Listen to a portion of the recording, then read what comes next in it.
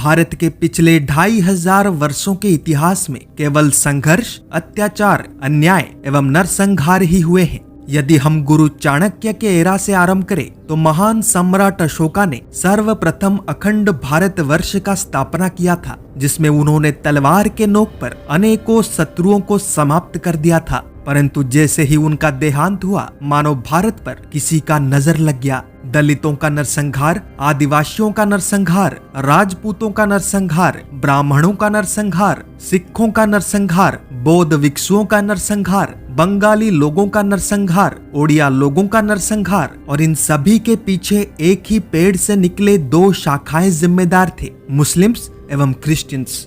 पिछले 2500 वर्षों से हिंदू अपने ही देश में मार खा रहे हैं, और जब थोड़ा बहुत साहस जुटाकर फिर से खड़े होने का प्रयास करते हैं, तब वही नरसंहार पुनर्वार आरंभ हो जाता है। काल्पनिक कहानी नहीं सुना रहा, बल्कि उस भयानक सत्य से अवगत करवा रहा हूँ, जो आज फिर से उसी भारत के भूमि पर आरंभ हो चुका है।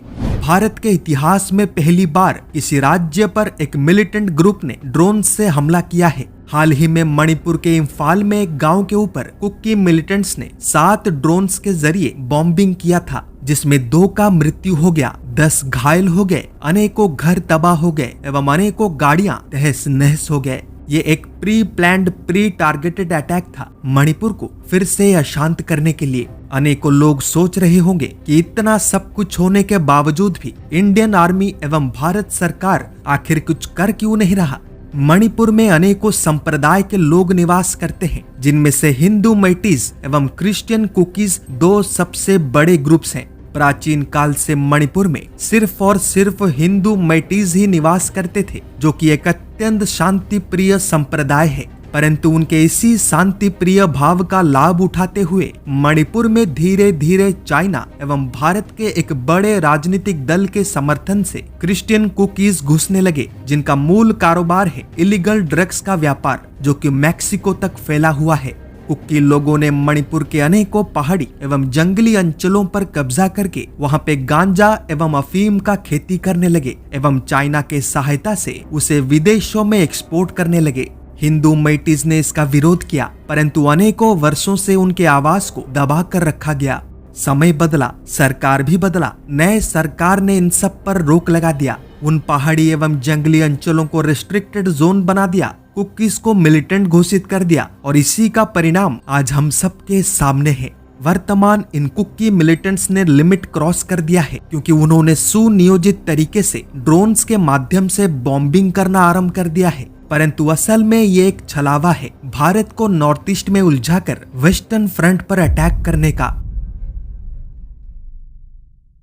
पंच सखाओं में से एक संत गुरु जसवंत दास जी ने अपने ग्रंथ ओढ़ंग गौड़ मालिका के पेज नंबर 52 में कहा था कि दुईरे चारियंक कांतार टीबीर पंजाब सहर ठारे लागिब संग्राम, अर्थ 2 में 4 अंक पे भयंकर खाद्य अभाव होगा, तब पंजाब में भीषण संग्राम आरंभ होगा। 2 में 4 यानी 24 अंक। ओडिशा के छतिया धाम के 24 अंक यानी अप्रैल 2024 से अप्रैल 2025 के कालखंड में समग्र विश्व भयंकर खाद्य संकट का शिकार बन जाएगा। और जब तुम ऐसा होते हुए देखोगे तो समझ जाना कि पंजाब में भीषण संग्राम आरंभ होने वाला है। 2 दिन पूर्व मैंने आप सबको नामीबिया के विषय में कहा था, जहां पर ऐसा भयंकर खाद्य संकट हुआ है कि सरकार को 723 जंगली जानवरों का हत्या करके उनके मांस से अपने लोगों का पेट भरना पड़ रहा है। यानी संत गुरु जसवंत दास जी का भविष्यवाणी आज सच होते हुए दिखाई दे रहा है।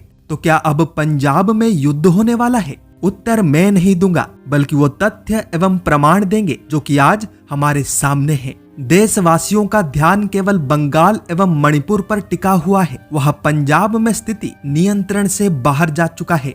जब से पंजाब में भारत के सबसे भ्रष्ट राजनीतिक दल ने सत्ता संभाला है, तब से पंजाब में बहुत ही बड़े संख्या में देशभक्त सिखों का नरसंहार किया जा रहा है, वो भी खुलेआम। पूरा राज्य ड्रग्स के नशे में डूब चुका है। खालिस्तानी आतंकी बड़े आराम से ऑपरेट कर रहे हैं। हाल ऐसा कि गोल्डन टेम्पल जैसे पवित्र धर्म स्थल पर यदि एक सनातनी भगवा रुमाल भी बांध कर चले जाए तो उसके बचकर वापस आने का संभावना शून्य है।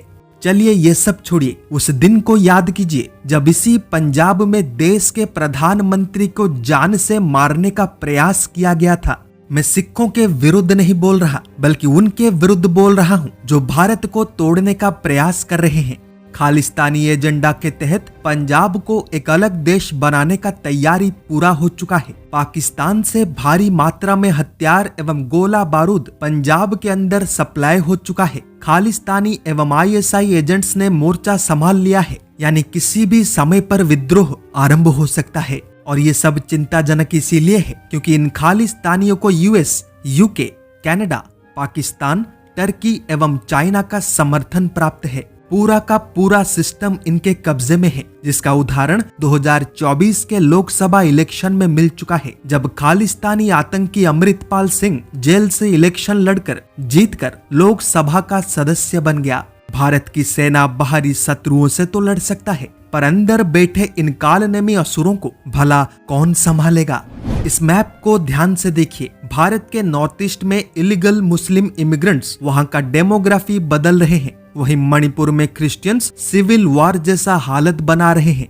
भारत के ईस्ट में उपस्थित वेस्ट बंगाल का इस्लामीकरण हो चुका है एवं ओडिशा में प्रयास जारी है। भारत के साउथ में उपस्थित राज्य जैसे कि केरला, तमिलनाडु एवं कर्नाटका आज अलग देश का मांग कर रहे हैं एवं देश के अन्य राज्यों को घृणा भाव से देख रहे हैं। भारत के नॉर्थ में उपस्थित राज्य जैसे कि जम्मू कश्मीर में पाकिस्तानी आतंकी अपना आतंक का विस्तार कर चुके हैं एवं भारत के वेस्ट में उपस्थित राज्य जैसे कि पंजाब पर खालिस्तानियों का कब्जा हो चुका है। कहने का तात्पर्य यह है कि आज भारत चारों दिशाओं से शत्रुओं के द्वारा घिर चुका है और इन सब का विक्टिम एक ही है, हिंदू यानी सनातनी।